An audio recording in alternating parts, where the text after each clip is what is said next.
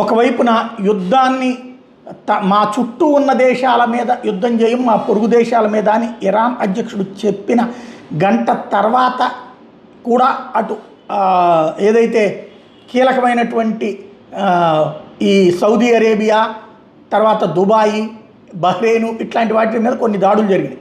మరి ఆ తర్వాత ఇప్పుడు ప్రస్తుతానికైతే కొంత సైలెంట్ అయింది. అది ఒకందుకు మంచిది అనుకుంటుంటే, ఈలోపు ఇరాన్కి సంబంధించిన షాహిద్ 136 కామికాజీ డ్రోన్ అజర్బైజాన్లో ఉన్నటువంటి నక్సివాన్ అటానమస్ రిపబ్లిక్ని దాకింది.